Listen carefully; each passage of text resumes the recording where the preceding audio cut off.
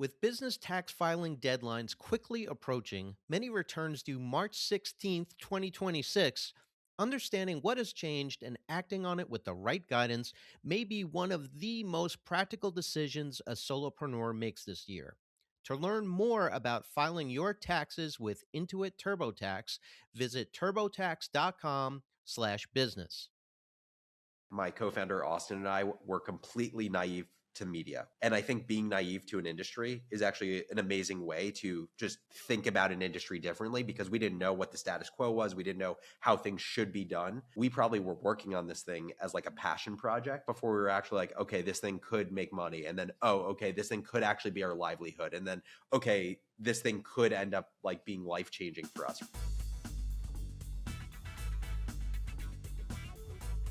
Hey everyone, welcome to a special episode of How Success Happens. I'm Dan Bova, writer and editor at entrepreneur.com. Do you want to make really cool stuff and do it faster and better and make some money while you're at it? Well, today's guest is extremely qualified to advise on all of these things. Alex Lieberman is a serial entrepreneur, best known as the co-founder of the Morning Brew newsletter/media empire, and he is the managing partner of 10X, which helps companies innovate by harnessing the power of AI for good and never evil. Welcome, Alex. Thanks for having me. Pumped to do this. Awesome. So let me ask you a question. When a host like me introduces you and lists all that stuff that you've done, are you kind of like, yeah, whatever, I did that? Or are you like, hell yeah, I did that? I wish I was like, hell yeah, I did that. No, it's I've done a number of podcasts and people have been obviously very generous with the introductions, but I feel like, I'm still early in my career and I'm still trying to grow every day. I'm 32 years old and I also try to like not take this stuff too seriously. Like I feel very grateful for the life I've had and the businesses that I've been involved in, but I just feel grateful that I get to play this internet game and and get to learn every day and be around smart people. And so yeah, I'm grateful for it, but I try to also just be realistic and humble about where I'm at and where I still want to go. So where do you think that fire comes from inside you? I mean, you did sell the one business for a pretty good sum. Uh, some people would be like, "All right, I'm done." Yeah. What makes you want to keep doing stuff? Yeah. Look, I think there's different forms of motivation. And I think the thing that motivated me when I was building Morning Brew is different than what motivated me as I built 10X. With Morning Brew, I had a massive chip on my shoulder, like a bag of tortillas chips just sitting on my right shoulder at all times. I grew up in the suburbs of New Jersey. I went to a small private school and it sucked for me. Like I was bullied from 5th grade to 12th grade.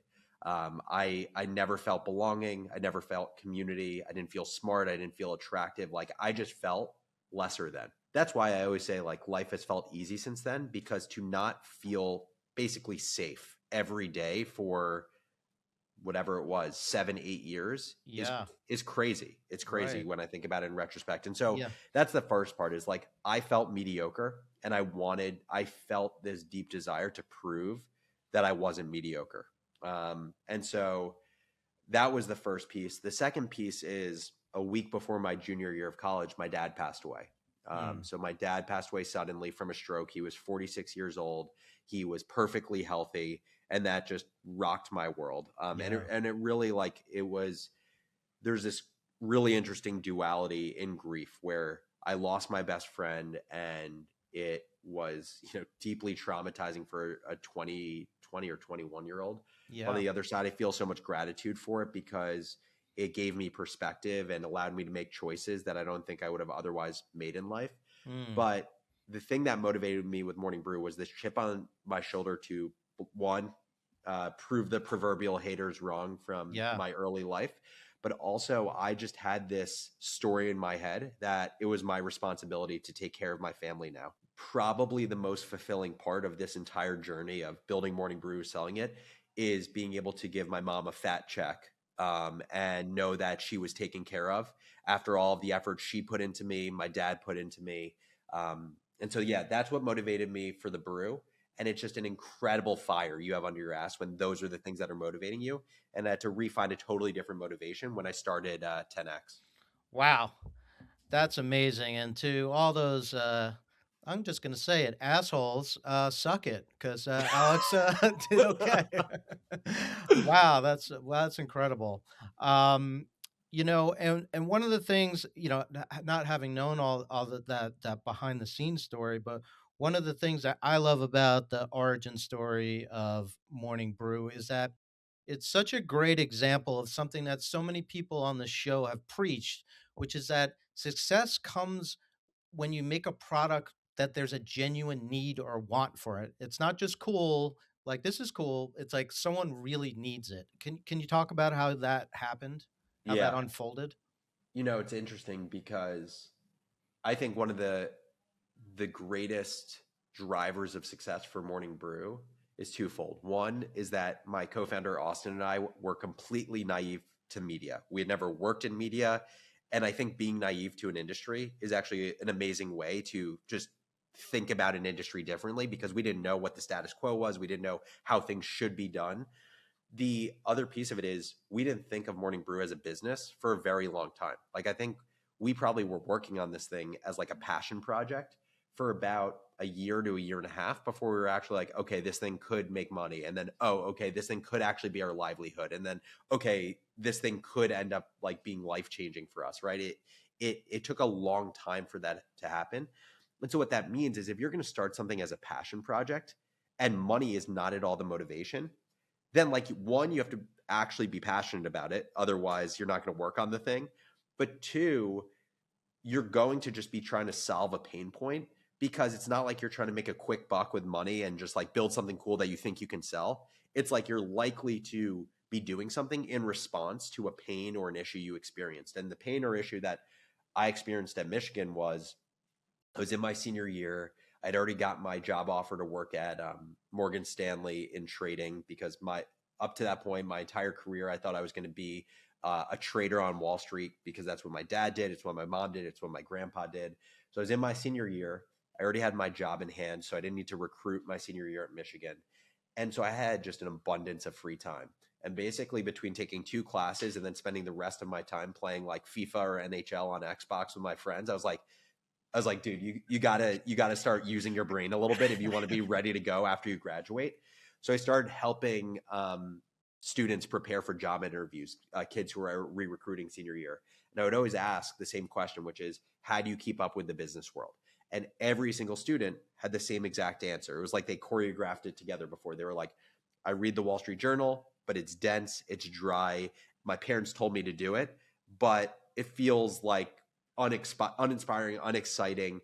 And I was like, this is crazy, right? Like these kids are trying to spend their careers working whatever it is, investment banking, consulting, private equity, and they feel like they're consuming information that doesn't get them excited about the thing they think they're going to spend their whole career in. And so that Right, was right, right. that was the pain point I felt, which is like, how could you feel so shitty about the information source when that is going to be the fuel for hopefully a career that you feel fulfilled in? Right, right, right. So as you started to grow and as you illustrated with, and you realized, maybe this could be a thing. When was the point when you realized, like, okay, maybe we can't do everything? Yeah, so a few thoughts. One is I think any like high agency type A person believes that they need to be good at everything when they build a business and when they're an entrepreneur. What I learned in my first chapter of business, and I've carried this through with me to 10X, is like understand what are the two or three things that I think I'm best in class at.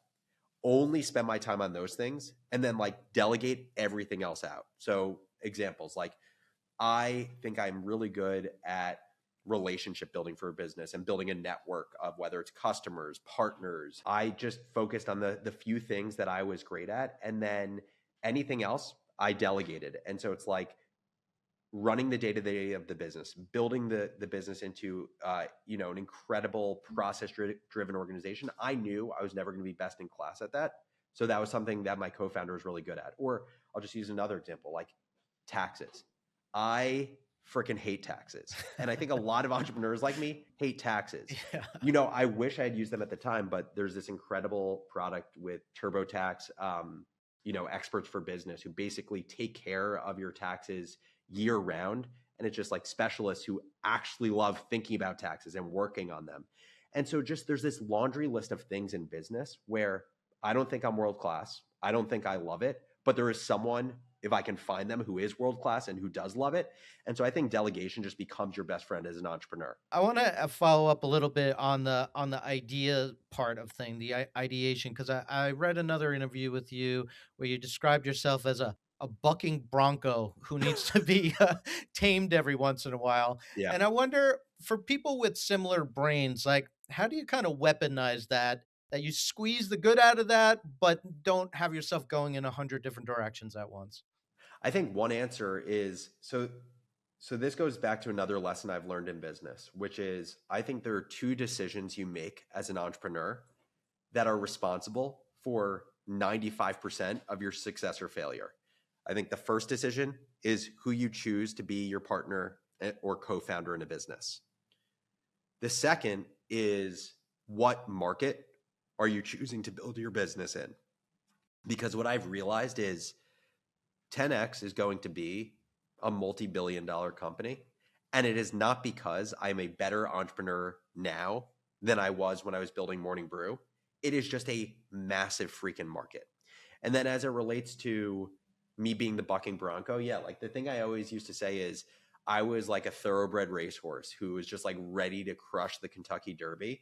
But a thoroughbred that doesn't have blinders on or a jockey is just going to run off the frickin' track. The way I always viewed it is like this is an Amazon adage, which is like there's one-way doors and two-way doors in business. Two-way doors are decisions you make that are reversible. One-way doors are decisions you make that are irreversible.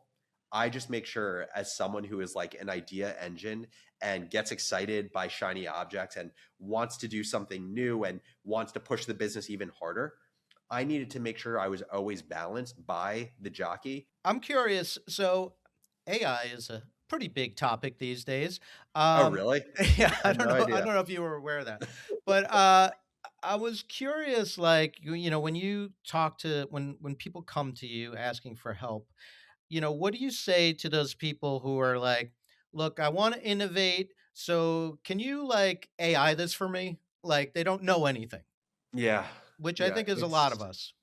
so here's how I think about it is I'll tell the quick story about like how I got into the space because I think it'll make people like feel understood because I'm not an engineer. And I think a lot of people have just assumed like for the indoctrinated, the technically indoctrinated, like you're set in this post AI world. And for those that are non-technical, you're kind of screwed. And that is not the case. So I would say like I was always interested in the technology once like ChatGPT 3 came out. I'd play around with it. I found myself, you know, slightly more productive. I'd use it to help write emails. I'd use it to brainstorm content I was creating. I'd use it as a thought partner for decision making. Like if I had a big decision, I'd tell it to like take me through the intellectual gauntlet of what am I not considering that I should be considering. But like I never saw how it could be a 10xer in the way that you hear some people who talk about AI like it's a religious experience. And so what ended up happening basically is my co-founder for 10x, he is technical. So he's a software engineer by training. He went to Carnegie Mellon. He taught as an adjunct professor at Carnegie Mellon, and then he ended up having a few startups. And I was catching up with him one day, and he was basically telling me what happened was he had to pivot his business. And when he pivoted his business, he had to cut his burn and he had to lay off a bunch of people. So he had a 9-person engineering team and he had to lay off 8 of those engineers. So it was just him and one engineer left. And he basically was like, I need to figure out how to have as much output as the 9-person team we had, but just me and this one person because we can't get less productive, but I can't afford 9 people. And so he basically rebuilt his entire product and engineering process, and his output with him and one person measurably was 5x more productive than his 9-person team. And so he talked me through how he did that. And that was like my like, oh, like that moment for me, right? It was like, that was my, wow, this is a different technology than I've ever experienced moment. Um, and, and so then I just like went head first into building in this space. What I can say is this technology is not just for technical people. Actually, more than ever before, the technology is getting so good that being technical is less important than ever before. The other thing about the technology is I always say it's like a funhouse mirror. It makes exceptional employees who are great at what they do 10x better. It makes mediocre employees like worse because it just creates slop based on their lack of clear thinking. Shit, that is such bad news for me. But continue. No, it's not. We know you're a killer writer, so it's just going to make you a 10x writer. And that, by the way, that's a total sidebar, which is I think people make this assumption that AI just creates slop right now. Like that's the prevailing narrative. That is not the case. Like I can promise you that's not the case. But what is the case is if you give bad ideas to an AI system and you don't work with it like you work like an editor works with their writer, then yes, it is going to create slop. Like I think people have this assumption that AI is this crystal key to just do everything. And so they give up on it when they realize it is more work than they expected. Alex, do you have any opinions about AI or not really? Zero opinions. Zero opinions. You know, speaking, I have a bone to pick with you because Yeah, let's hear it. at about, I don't know when it was, 2018, 2019, we had a great editor on our staff and she left us to go to the Morning Brew. Oh, Alex, no. you Oh, no. poaching son of a. So good. Honestly, it more is a testament to the quality of staff that you guys have. Yeah, no, that's great. That's hilarious. So, so we got a listener question for you. This Okay. is from Alani Free. She wrote in and she said she'd love to know your take on the evolution of the news cycle and reporting in general over this past decade. I mean, you could probably do it over this past year. Yeah. But what are your thoughts on that? This could be an entire podcast conversation in itself. So here's my thought. I think that there's actually never been a better time to be in content or media. I don't know if that's a hot take, but that is my view. And here's why. I think this beautiful thing happened with the internet and the platforms that were built on top of it, like X, LinkedIn, Substack, Beehive, etc., where the means for creation of content were democratized and access to distribution was democratized. So back before the internet, right? Like it was the whether it was the cable companies, whether it was radio stations, whether it was the newspaper companies who had access to the paper line, the paper routes, like they had monopolies on distribution and creation. Now that access exists for everyone, right? So it's like, Dan Bova can build as big of an audience as entrepreneur can. And that is a beautiful thing because my view is people have always resonated with people. That's not a new thing, but people couldn't always build up an audience to a size that people could actually follow them and consume their content.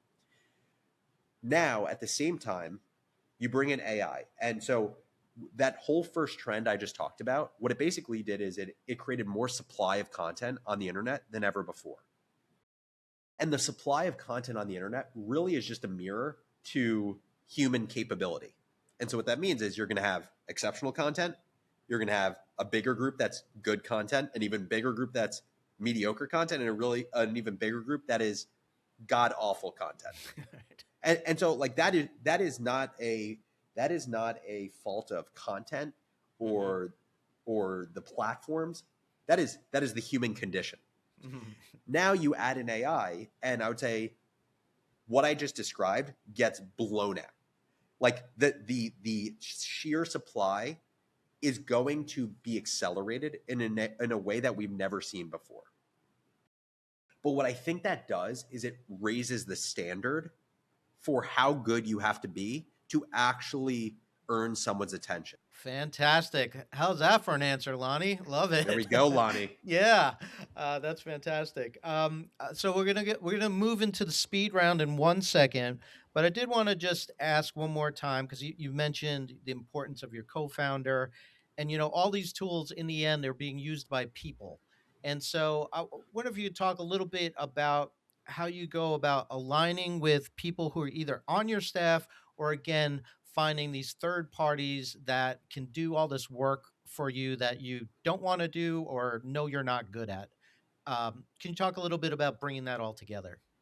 Yeah. So, I mean, basically, the way that I think about it is every every entrepreneur has like a stack. They have their stack of like their tools, their people, and their services that they have come to trust and build their business on top of. And so this is when I think about like second or third time entrepreneurs, a lot of their advantage simply is they've gone through the trial and tribulations of making mistakes with their stack and coming out on the other side with a really refined system of what are the software tools that they believe in that make their business easier and run better? Who are the people that are like the people that they trust most that they're going to bring with them to any business that they start? Who are the services that do the same? And so for me, it's like, if I ever hire a writer in my business moving forward, I know the 5 people that are getting a text from me the instant that I open that writer job.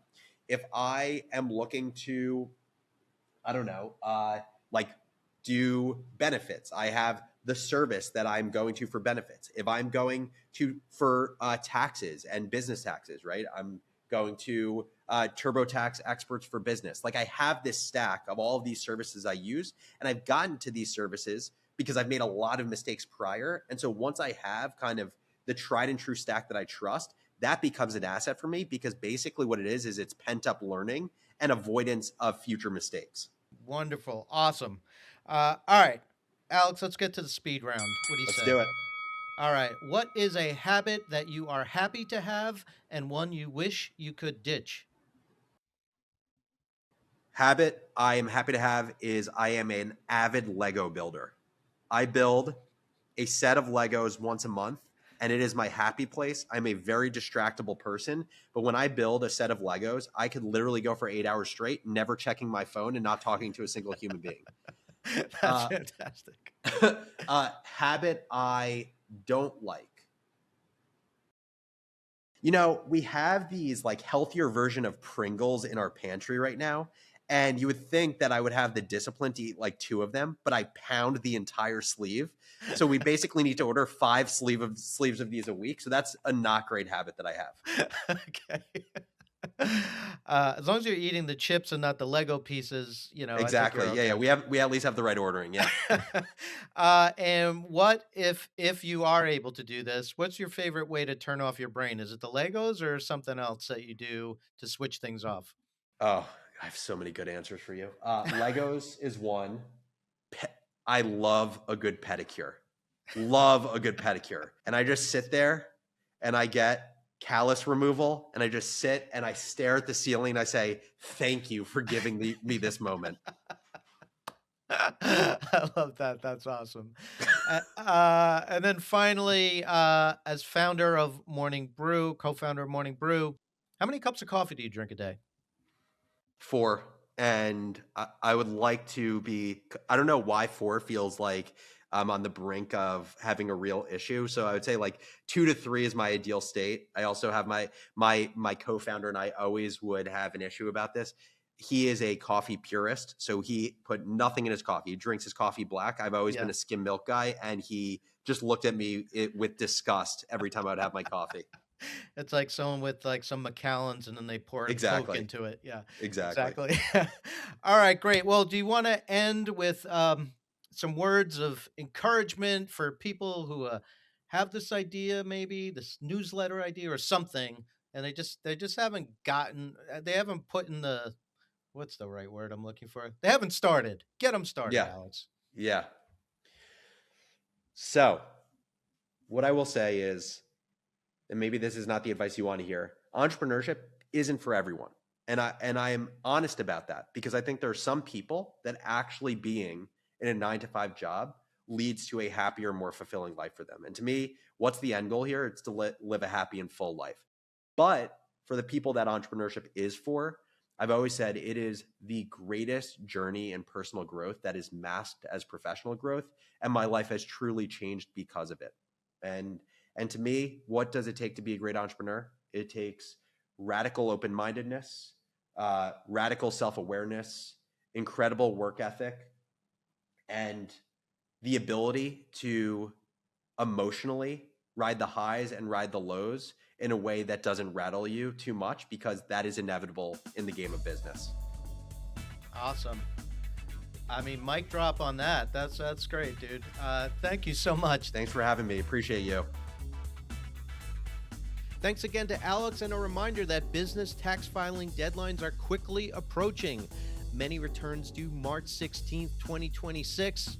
And so understanding what has changed and acting on it with the right guidance may be one of the most practical decisions a solopreneur makes this year. To learn more about filing your taxes with Intuit TurboTax, visit turbotax.com/business.